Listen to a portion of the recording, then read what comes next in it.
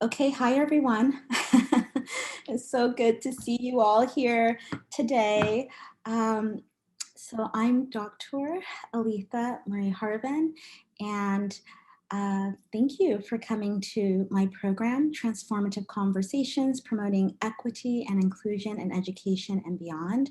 We have a very special guest here today, Dr. Devon Graves. He is actually a professor at Stan State like me, so I'm really excited to be talking with him about higher education governance today. The title of this talk today is Who Runs College Campuses? And when I approached Devon, Dr. Graves, about having this conversation, he was really excited about it, and I'm excited too, because he's been in higher education governance for quite some time. So I want to learn even more about his experience, and I know you all do too. So thank you so much for joining us. So before we get into my questions for Dr. Graves, I want to give him a proper introduction and read a bio on him. It's a really great bio. You've done quite a lot, Dr. Graves. And once I finish reading his bio, I do have questions. And as Dr. Graves and I are talking this evening, please pose your questions. Or put your questions in the Q&A. So, sometimes the chat can go really fast, but if you post your questions in the Q&A, then both Dr. Graves and I can see those questions, and we'll address those questions at the very end of our talk. Okay, so let me go ahead and move forward with introducing you to Dr. Graves. So Dr. Devon Graves is an assistant professor in the College of Education, Kinesiology, and Social Work at California State University, Stanislaus. Dr. Graves serves in the Department of Advanced Studies in Education, where he teaches in the Educational Leadership Doctoral Program, which is pretty awesome. He teaches courses in the Community College Studies specialization and advises doctoral students through the dissertation process. Prior to joining Stan State, Dr. Graves served as a research fellow at the Success Center for the California Community Colleges. His research focuses on community colleges, financial aid, and race and racism. In addition to his research, Dr. Graves has served on 2 of California's higher education governing boards. From 2013 to 2017, he served as a gubernatorial appointee on the California Student Aid Commission, the state agency that administers $2 billion in state financial aid programs. I think that's really impressive. In this role, Dr. Graves chaired the commission's Student Impact Committee, which had direct oversight of the Cal Grant, DREAM Act, and middle class scholarship programs. And I know you'll talk more about those programs during our talk today. Oh, yeah. In 2017, Dr. Graves was appointed the 44th Student Regent on the University of California Board of Regents. And I am familiar with the Board of Regents, so I'm excited to talk to you about that. As a regent, Dr. Graves served as chair of the Regents' Special Committee on Basic Needs and vice chair of the Regents' Public Engagement and Development Committee. Dr. Graves is a proud product of California's public higher education system. He received his bachelor's degree from Cal Poly Pomona and his master's and Ph.D. From UCLA. So you are a Bruin like me. Go Bruins. Yeah, go Bruins. And now we're both at Stan State, so this is really great too. Oh, yes. Yes. So hi, how are you doing? I'm hanging in there. I'm just trying to get like you, Dr. Harven, that's all. That's funny, I love it. Okay, so I was thinking before we get into a lot of details about your journey in higher education governance, we can just well, I have a basic question for you, a very basic question for you regarding higher education governance, just so that we're all on the same page here tonight as we move forward.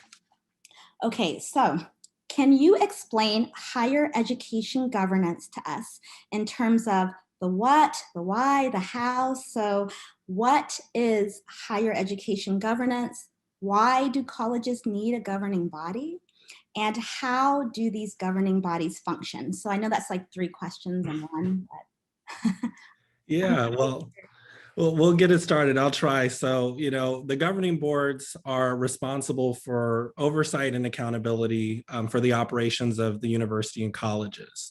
And so they can exist in many ways, and governance exists in many ways in institutions. But when we look at the governing boards, particularly for public governing boards, typically are appointed by the governor and have a responsibility to be trustees on behalf of the people of that state. So that's the case here in California, where we have 3 public higher education governing boards overseeing our systems. So the California Community Colleges with their Board of Governors, the California State University with its Board of Trustees, and then the UC with its Board of Regents. And then we also have a 4th branch, which is the financial aid branch, which is the California Student Aid Commission. And so each are in the Constitution. Each of those positions are appointed by the governor. Some have representatives for students, faculty, staff. It depends on the institution. Each term length looks different. So the community colleges, it's 4 years, CSU 8 years, Regents 12 years.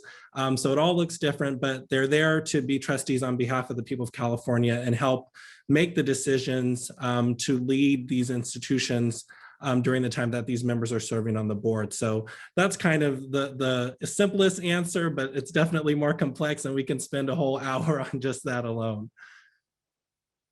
okay, thank you so much. I thought you did a really good job, actually, just kind of providing a summary, a really nice summary statement of what these governing boards do.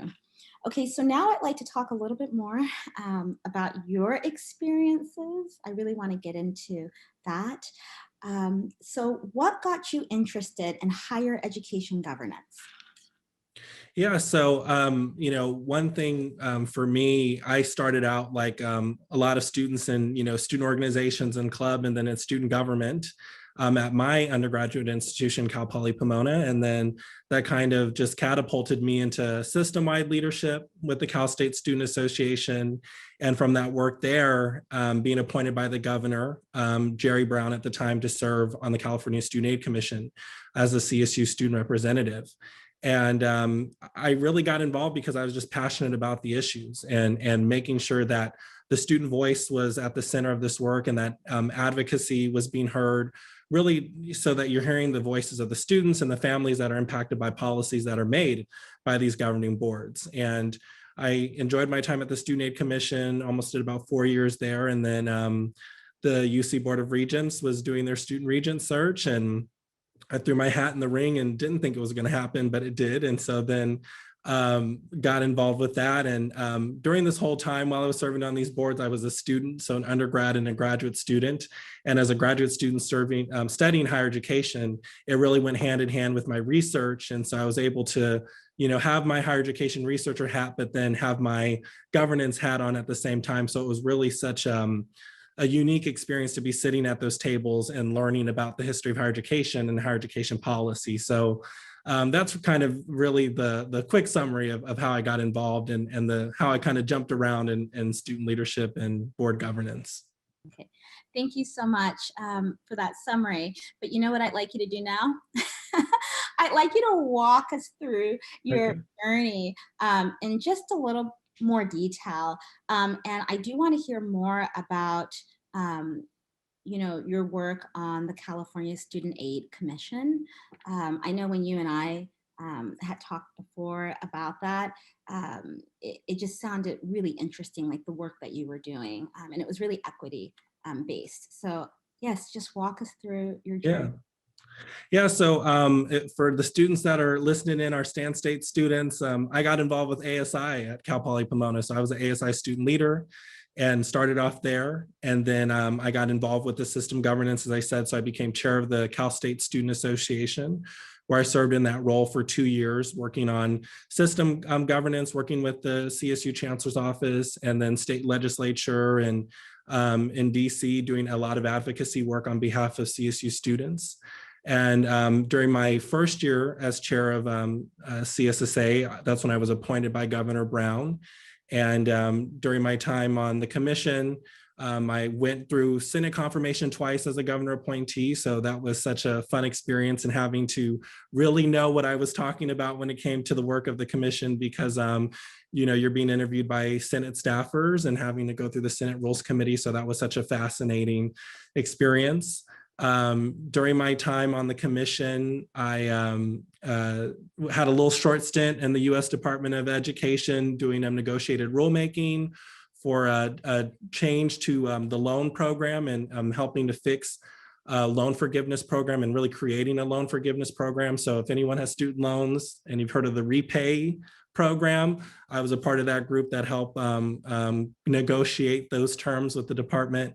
And then after, when I was getting towards the end of my term on the Student Aid Commission, after my second appointment, I was then appointed as a student regent on the UC Board of Regents. So for a little bit of time, I was serving on both the California Student Aid Commission and the Board of Regents. And so it was such a unique experience to be able to be in both of those board spaces.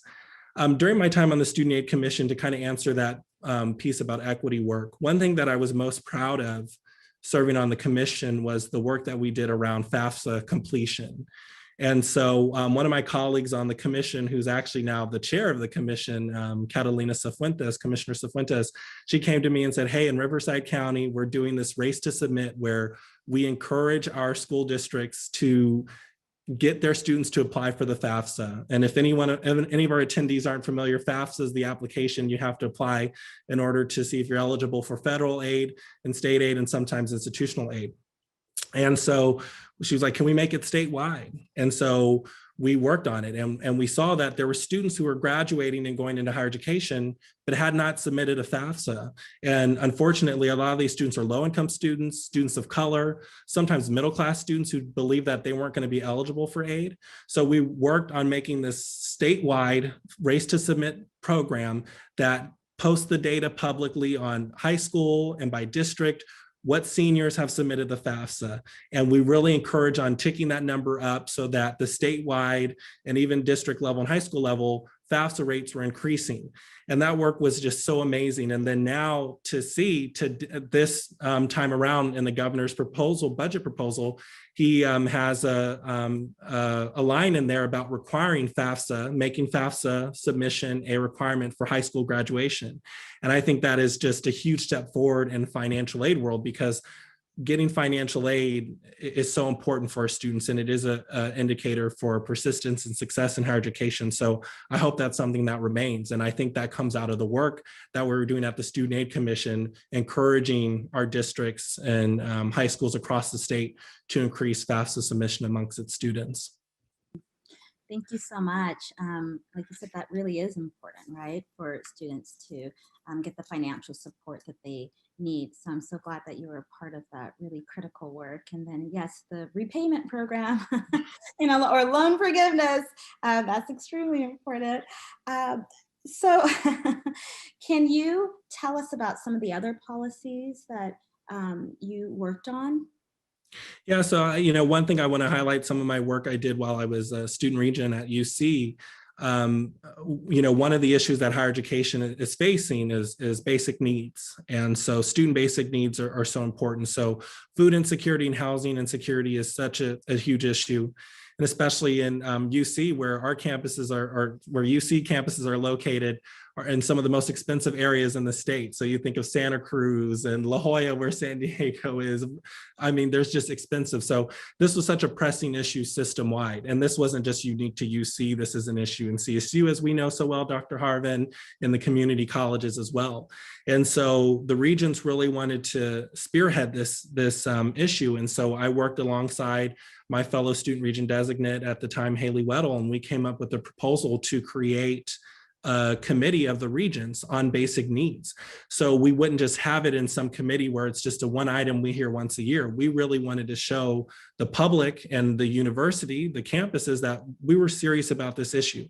So making this committee, the goal was to come out with a report to share publicly about what's going on with basic needs at the campuses and what are some goals that we can set as a system. And this is important for equity work because basic needs, disproportionately impact students of color and low-income students. And if students aren't hungry, if students are hungry and if they don't have a proper place to sleep at night, they're not going to do well. And so when we made this an issue and the regions committed to this work, it really just put it at the forefront. And so recently the regents approved some strong recommendations for system-wide goals to have improvements for food, housing insecurity, mental health. And I'm just proud to that the initial work we did with getting that committee set up led to that work. And that couldn't have happened without so many supportive regents and staff at the University of California Office of the President who helped make that happen. Thank you so much. That is really great and meaningful work. And you're right, if students don't have their basic needs being met, then it's really hard for them to concentrate. And especially now during this pandemic, right? Oh, yes. So many students who are struggling with getting their basic needs met. I have students talking about it in my classes all the time. Oh yeah, it's still a pressing issue, and it will continue to be. And the state has to make this a priority, and our university and our governing boards have to continue to make it a priority. Mm-hmm. Okay, and so just kind of based on what you've been talking about so far, it does sound like, it's kind of obvious, these governing bodies do have a lot of power, right? And a lot of influence in terms of what happens on college campuses. Can you speak to that a little bit? Yeah, I think, one misconception about the governing boards is that, they have a magic wand and, can wave it around and make change instantly. The way that things are structured, especially on the CSU and UC side, it's a system-wide board. At the community colleges, at least they have their local district governing boards that have a little more hands-on. But, these are big behemoths, of institutions. And so trying to make change can be tough. The role of the board is to provide oversight and accountability. These board members have to be trustees of the people, do what's in the best interest of the university and for the best interest of the citizens of the state. And so that is really at the heart of the work that has to happen there. So a good governing board wouldn't overstep administration on the campus. It really should be a partnership. And so the goal of the board is to find ways in which they can partner with their presidents at the local level, CEOs at the local level, and make it a priority to help advance the goals that they have for that campus community. And so that's why we don't tend to see these governing board members every day walking around campus. You trust in the CEO and the provost and the faculty senate to do that hard work, that boots on the ground work, because they're the folks that are there. They know what's best. But it's important that the governing boards serve in a role where they're hearing what's happening, they're making sure things are moving forward, and that folks are being held accountable for the actions that need to be taken or have been taken. Okay, perfect. You actually addressed another one of my questions too I had down here, because I was going to ask you, how do governing bodies function alongside college academic leaders, such as college presidents who are on the ground, every day? And so you're saying that, these governing boards, they really provide oversight. Yeah, they provide oversight and strategic partnership in the best case scenario. And so you do want to see them come to campus and hear what's going on, get regular updates, tour the campus. You want to see them hear directly from students, from staff, from alumni, from faculty, from administrators. So they're informed when they go sit in the boardroom and are making or hoping to make the best decision, what's in the best decision for the institution. So it's really a strategic partnership, that relationship between the board. But at the end of the day, the CEO, the president of the university or college, they're the person that's responsible for that institution. And they shouldn't be overstepped, but they will be held accountable for that institution and its meeting its goals. Mm-hmm. Can you talk a bit more about, or maybe elaborate more on that partnership? Yeah, it depends on, the institution, of course, but usually, through the chancellor, a system president, they work on creating goals for that institution, or a strategic plan will take place at a campus level and then will be shared with the system chancellor or system board and say, this is where we're hoping to be. And so the board's job is to just make sure that, they have all the resources and support to make that happen. So a governing board may, focus on communicating with the state. We see that with our grad initiative here in CSU, where, at the system level, they're really working to push the conversation at the legislature and with the governor about the support that's needed in order to make sure that we meet those goals for the graduation initiative. We see that in the community colleges and UC. So sometimes the governing boards help to handle kind of those external forces at time, which sometimes can seem internal. They can help deal with what's going on in DC. As public institutions, we rely on those public dollars, not only coming from the state, but from the federal government as well. And so that's really also a role that the governing board can serve in. And then just be a sounding board for a leader, for a CEO, for a provost, for faculty leaders, so that they can get the perspective of where the board's willing to go. Because in some instances, boards can have power to make some tough decisions, but they don't want to do that without consulting the proper folks. And so that partnership is so essential for a successful board and a successful institution. I really like how you focus on the partnership, right? Yeah. That has to be formed and has to be there. Okay, so in thinking about your experiences, because you have really like a lot of experience, really great experience. Can you talk about the support that you had, the support system that you had while you were a student, and you were involved in higher education governance, because you were working with a lot of people, a lot of really wonderful people. I just remember what you were telling me during our own talks, about it. So what kind of support did you have while you were in school? Yeah, so first, level support was family. Family is just so important, and due to traveling and meetings and stuff, there's a lot of family stuff that I missed and wasn't a part of, and so they were super understanding and supportive of knowing just what's going on. I mean, there's so many times when I'm like texting my dad or calling mom, like, "Hey, I'm at LAX. I'm going to Oakland to this meeting, or San Francisco, or going to this campus for the day." So they were understanding and supportive.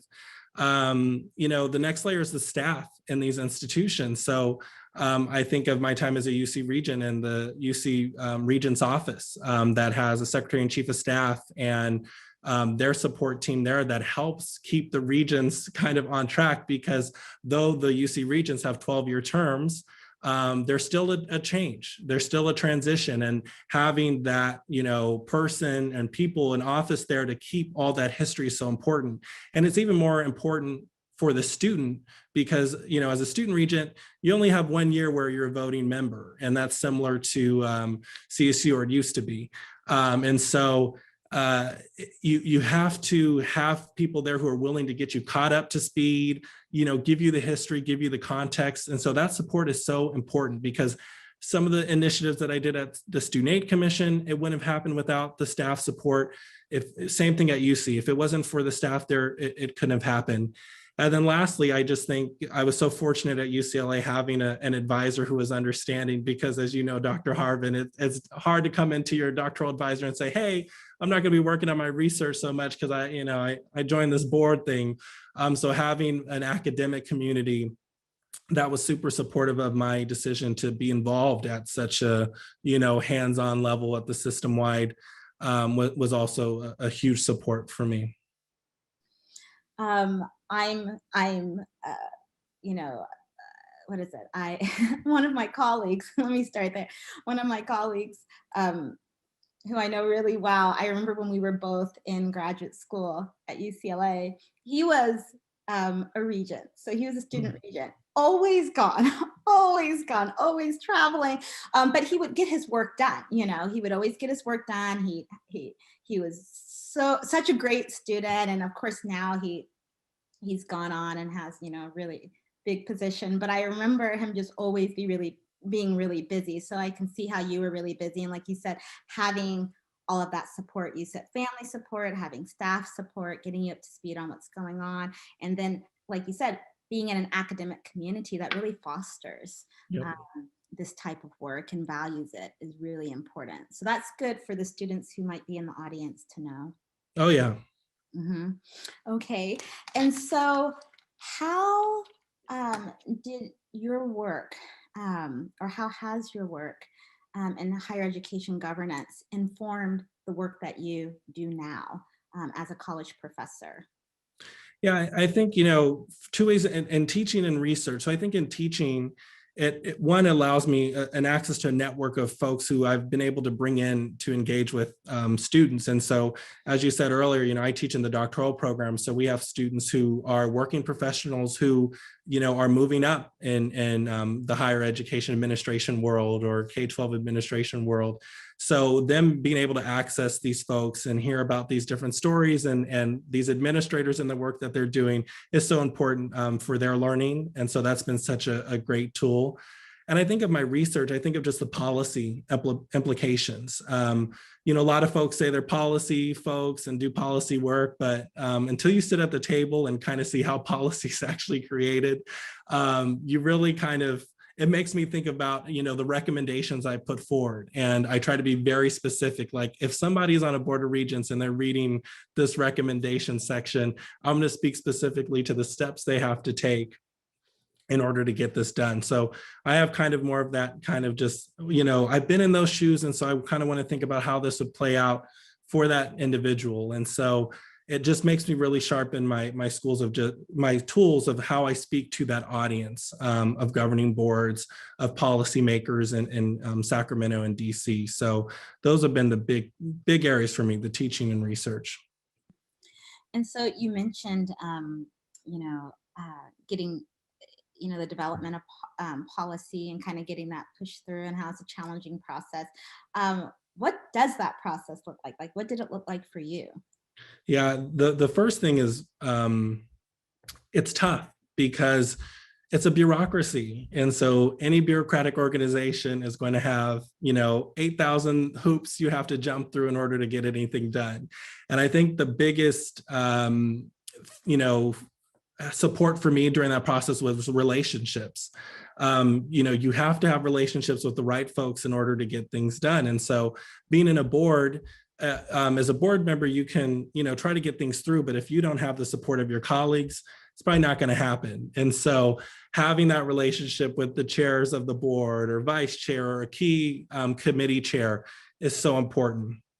You can't get anything done if you don't have those relationships. And then it's a lot of backwards counting. So if I want this on the agenda at the May meeting, that means in August, I need to start, meeting with staff and figuring out the depth of this issue.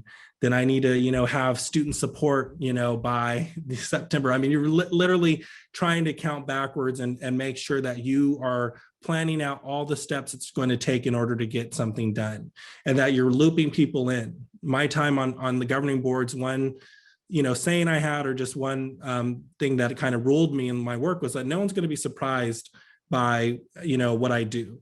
So I always just made sure to loop folks in, this is something I'm passionate about. This is what I want to get done. This is how I'm going to go about it. So I made sure to check in with those relationships. So key members of the board, like I said, student leaders who could help provide the advocacy for it. Staff, again, they're the ones who are going to help write up the item, help get the data and the research for you. So making sure to do that work and then hearing the issues. So being on a campus. So when I was a UC Regent, I did a lot of traveling, probably too much traveling to the campuses, but making sure you're hearing boots on the ground, what folks are going through in this, if this policy, is this change going to really help make a difference? So I know it's a lot, but it's really a whole mixture of trying to get that right. And so it's tough to manage that. And I think back to my time in student government and getting that experience with campus bureaucracy and then system-wide bureaucracy helped me in the governing board space.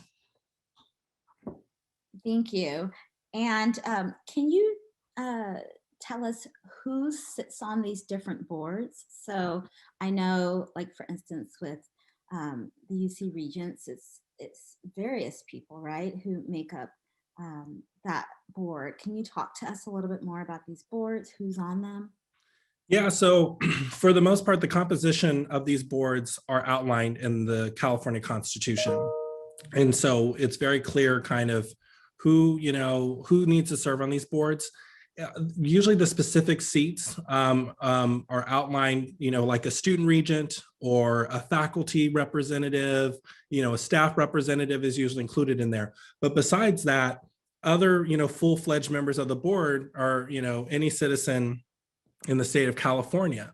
And so sometimes, folks look at the composition of the board and they're like, why is this person from the health field, on this board, or why is this, lawyer here, or why is this former politician here? And that's a fair question to ask. And a lot of times with these boards, you need expertise from outside members, because we take the UC, for example, they have a huge medical enterprise, and so you want to have a regent who has some background in understanding how hospitals work, so that when you hear the vice president of health tell you, this is what we need, you have somebody who's like, okay, I'm familiar with that, or, I kind of understand that. You want to have people who have government experience, because as you're working with the legislature or Congress, you want to have people who understand the inner workings of those bodies.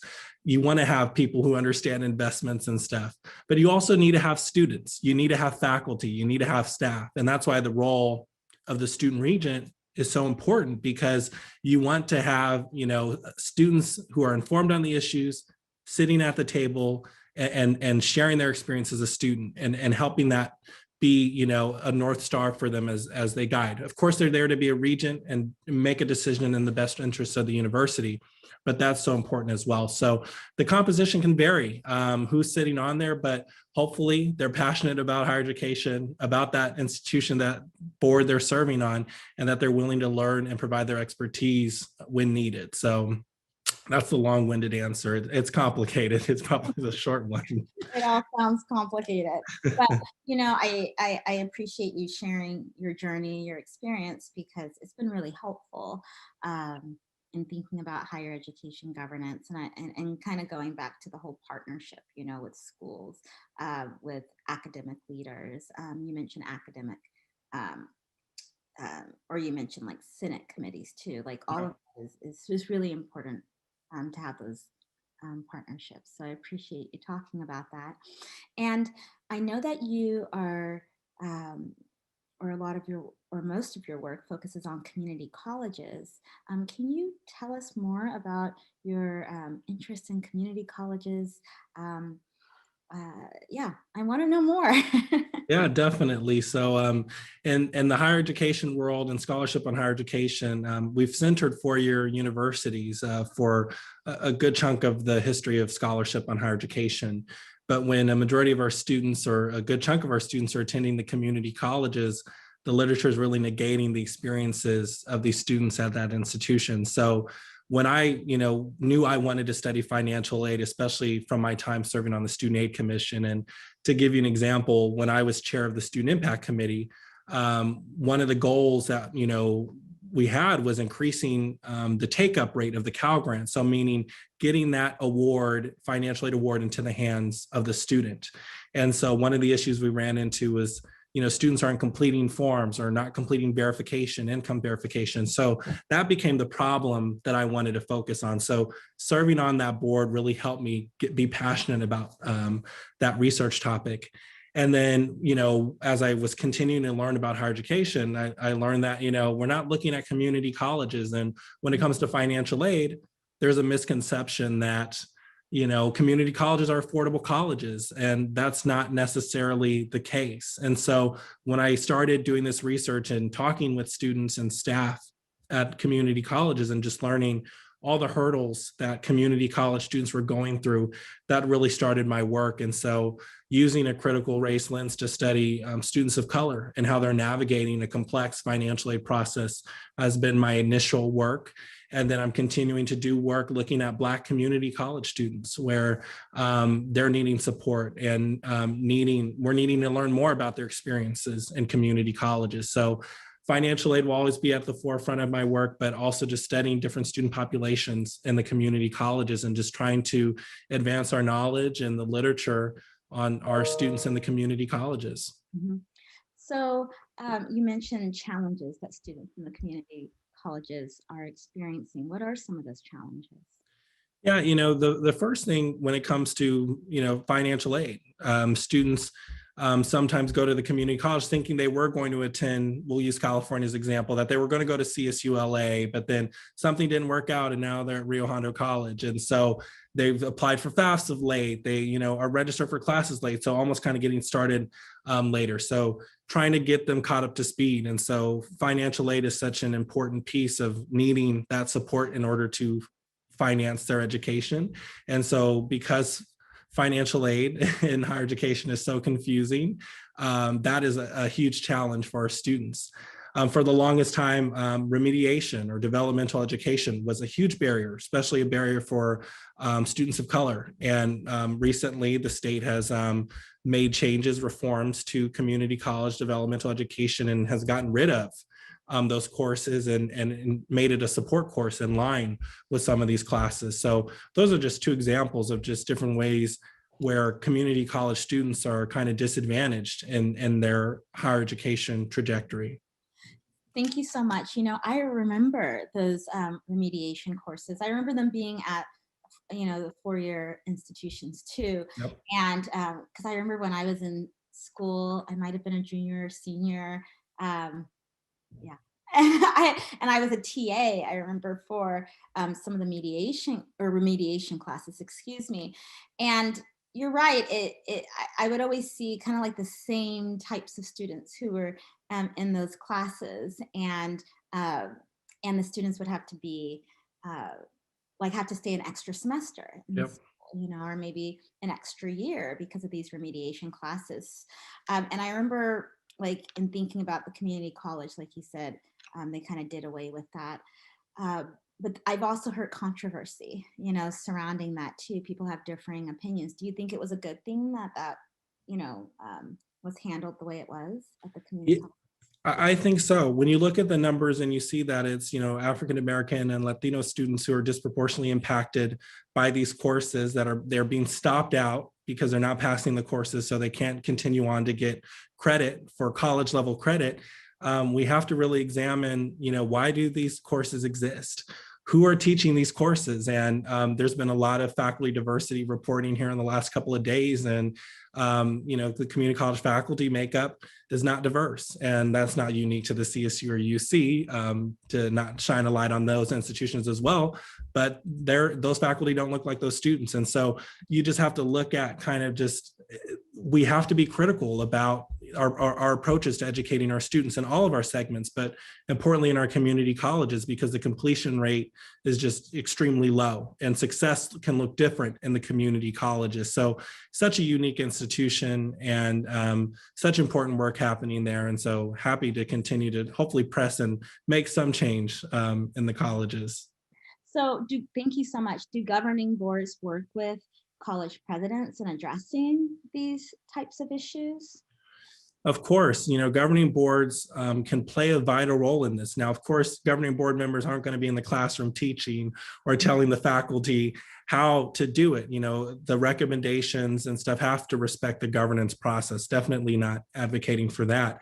But if governing boards, look at these numbers, they can play a role in making it a priority as a board, making it a priority for their CEO or campus president, college president, district chancellor, whatever, saying, we want to get these numbers better, so this is your responsibility. So governing boards, again, that oversight and accountability, two simple words, but there's so much more that goes into that. If they're not constantly checking in on those numbers, and if they're not holding folks accountable on administration, on ensuring that gets done, we won't see change. So board members have to be bold. It's a comfortable position. It's really, when you get in there and you don't have to deal with, kind of politics and deal with elections for the folks at CSU and UC, it can be easy to kind of just let things go. But so we got to be intentional, and our board members, our governing boards have to take priority and be proactive on issues such as these. Mm-hmm. And you mentioned something else, like one of the other issues, and you know, you hear this everywhere, how a lot of our campuses have faculty that don't reflect who the students are. So this is like an ongoing Oh, issue. yeah. How do you think governing boards and academic leaders should really address this? Like why is this an ongoing issue when we know that there are highly capable and highly talented, um, you know, people who can come in and be wonderful faculty members and be on tenure tracks, Yep. um, and be retained. So if we know this is possible, why is this an ongoing issue? Yeah, I mean, firstly, faculty hire other faculty. So, you and I as faculty members have a responsibility for holding our colleagues accountable with the practices that we partake in with hiring, with recruiting, and with retention. So it starts there. But just like I said, governing boards, again, have a responsibility for oversight and accountability. If faculty diversity is not a priority for the governing board, it's not going to be a priority for the CEO. It won't be a priority for the provost, and then it won't be a priority for the faculty. So it really is a domino effect. The governing boards have to scrutinize folks for not making change or change within time. And I've seen many times sitting in these meetings where many excuses are given for why it's not happening. Some folks will say, oh, only 2% URMs are awarded a PhD, in our field. And it's like, well, did you reach out to an HBCU that has that program? Did you promote in the Journal of Blacks in Higher Education? I mean, so that's maybe too much for a board member to ask, but board members need to take their job and ask those questions. There's nothing wrong with asking those questions. Again, the goal of the board is not to start doing faculty hiring, but again, with oversight and accountability, ask those questions, hold the institutional partners, CEOs, presidents accountable for that work. And so, the governing board can play a role. And then we see with here at the system level, UC making it a priority to partner with the state legislature to have funds for faculty diversity. And so the state legislature, especially the Legislative Black Caucus, has made this a priority and ensured that funds that go through and go to faculty diversity at our universities. And so hopefully this continues to be a partnership between the institution at a system level, so the board, and then the state, because faculty diversity is important and can have good impact for our diverse student body. Absolutely. I was reading some articles recently because I gave a presentation earlier today. So I was just reading some articles, and there's a really great article that I came across, and just thinking about sense of belonging. And there were Black and Latino males who were being interviewed. And in these interviews, they were talking about how they didn't see other faculty who were like them, and that was making them switch majors. And so you're right, we really have to think about this. And I know the issue, kind of goes along that, goes beyond that when we're thinking about sense of belonging. But students do want to see people who look like them, and other faculty want to see more people, who look like them too. And so I like what you said about how it's really important not only for faculty members to hold one another accountable for making sure we are reaching out and casting our net wide, so that we can really bring in some amazing, talented people, because there is talent, everywhere. But it's important for our governing boards and our academic leaders to really ensure that this is happening as well. Yeah, you're absolutely right. And with thinking about, even Black faculty, like you said, when you mentioned HBCU, I'm like, yeah, HBCUs, there's just so many Black people who are graduating from HBCUs with amazing degrees, amazing talent, perfect pool to, get Black people. But here's the thing, also when, faculty of color are hired, we're seeing that more faculty of color are being hired for non-tenure, right? Non-tenured positions. Why is that happening? Well, that's a good thing. And it's actually, from what I've seen, especially at the UC, that's a misconception, because when you look at the non-tenure track, it's also white folks. Mhm. So there's this misconception that it's people of color. It tends, and I think that's numbers increasing. And I'm just speaking without data in front of me, but the data I've seen before at the University of California, the majority of non-tenure faculty that are being hired are white. So, it's faculty who know faculty, people. And so again, we're not casting that net wide enough, but you're absolutely right. There is this concern, especially for young people of color coming out with PhD programs, afraid of, am I going to land that tenure track, or am I going to have to go that adjunct route? And so it definitely is an issue, but it also, how much of an issue is it when, some of the numbers show that it's white folks who are also still being hired in these positions. And, so, it probably, varies on institutions. And so it's an important figure that governing boards need to keep their eyes on as well. Mm-hmm. Absolutely. And do you think that differs, like in terms of like what you were saying, like at the UC level, you're saying it's, you're seeing just as many white faculty as you're seeing, faculty of color who are being hired for non-tenure positions. What about at the CSU level or community colleges, which you're really familiar with too? Yeah, so those numbers in the community college kind of look similar, where it's white faculty that are being hired as well in non-tenure track positions. Probably see a higher disproportion of people of color in there, but still, white folks being hired in this position as well. Not too clear with CSU and the data there, not a topic of my research per se, but again, it's numbers that we have to scrutinize and ask questions about, and bringing this back to governing boards. It's not just the tenure track faculty that we need to look at, but it's our non-tenure track as well. We need to be looking at support systems for our non-tenure track, because we hear about freeway flyers and these folks who are, especially in LA when we were down there, Dr. Harven, those folks that were hitting the 405 and the 10, trying to get from Santa Monica Community College to Pierce and all that. So we have to look at support services as well with that. And again, governing boards can ask those questions and put folks on notice that this is a topic that we should be looking into, because sense of belonging, as you mentioned, reflecting the student body, that's so important for student success in our universities and colleges.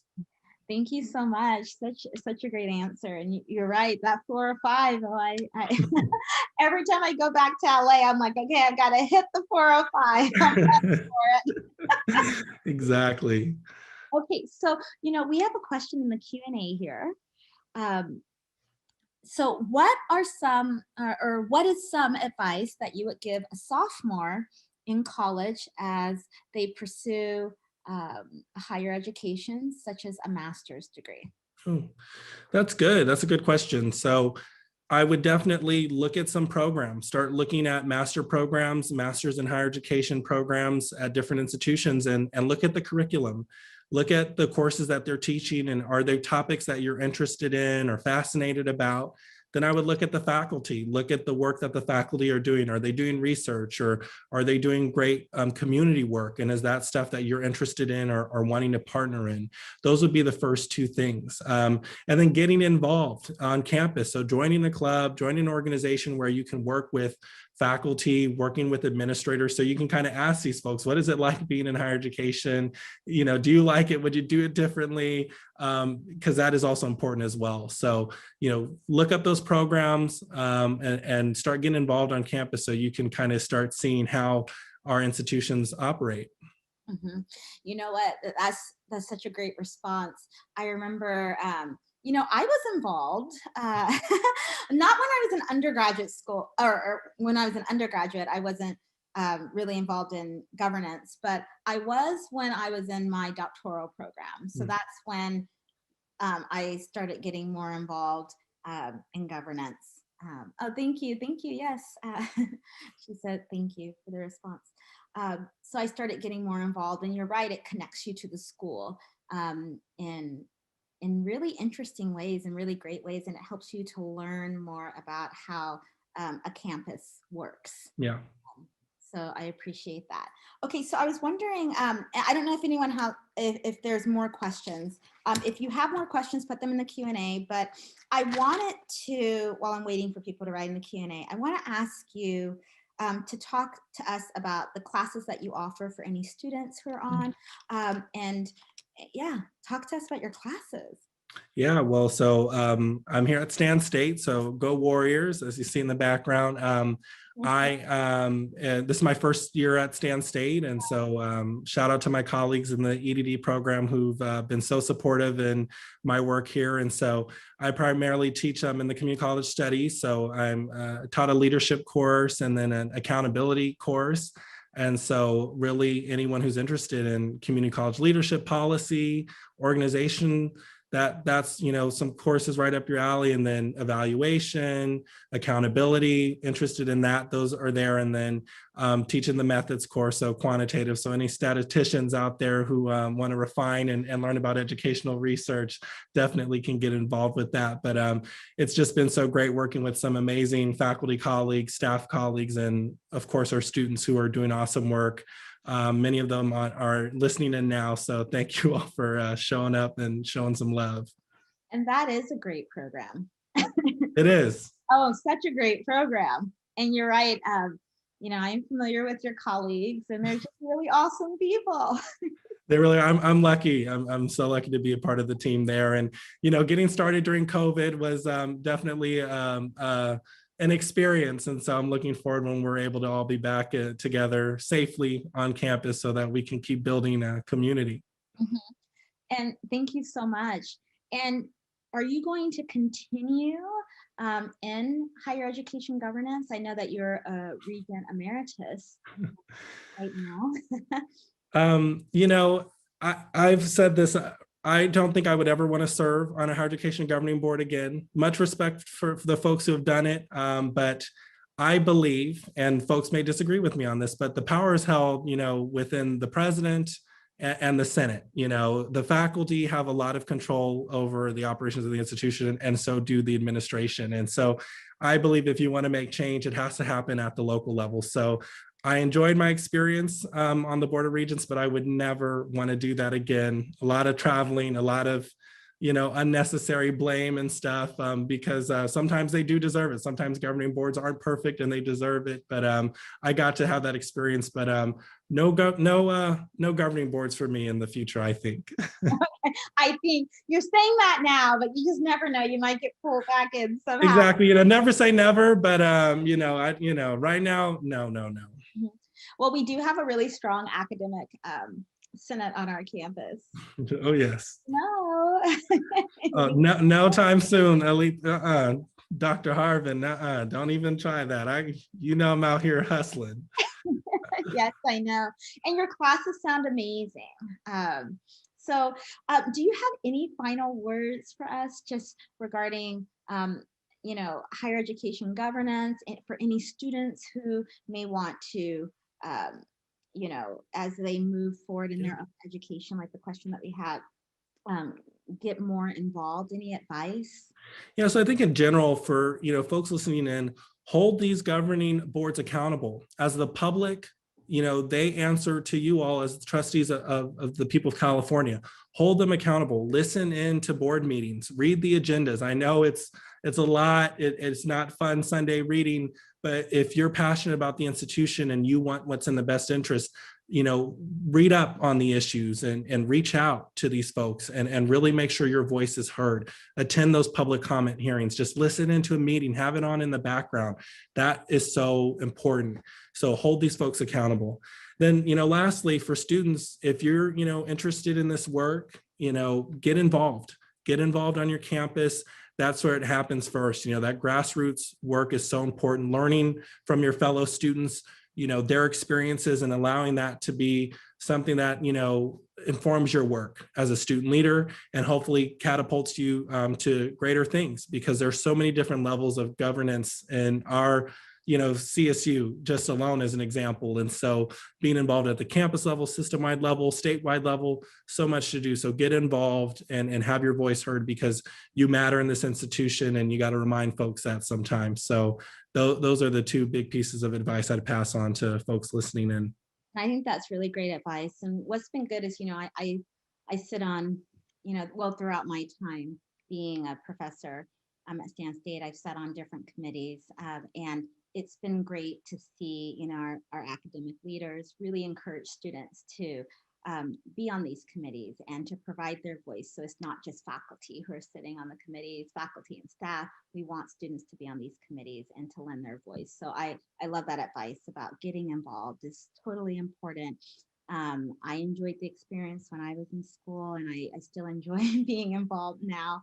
And then I know that you know, obviously were very involved, you know, when you were a student in higher education governance, and we, you know, and then you're using that information, right, to inform your practice now, Yeah. and to really help shape future leaders. So I think that's really great too.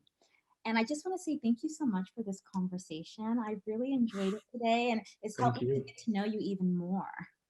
No, thank you, Dr. Harven, and thank you for this whole series that you're doing. I mean, we're so fortunate at Stan State to have you on the faculty. I'm fortunate to have, you know, a fellow Bruin and someone who's gone through the ropes to bug about my experience here. So I'm just honored to be able to be a part of this series and share my experience. And thank you for the work that you're doing. This is so important for the campus community and broader. I mean, this is just amazing work that you're doing, and that all that spare time that you have, Dr. Harven. I know, all the spare time. And I thank you for saying that, and I feel honored that you were here today. So thank you so Thank you. much, and thank you to everyone who stayed on. I really appreciate all of our audience members who came on today to hear what you had to say, and for all of our Stan State students and faculty who jumped on. I did see someone from Academic Senate on as well. And so maybe checking out a new recruit. And so it was really good to see, you know, Stan State, you know, faculty and students come out as well. So thank you so much again, Dr. Graves. Thanks again, Dr. Harven. Okay, thank you, everyone. See you next time. Bye. Bye.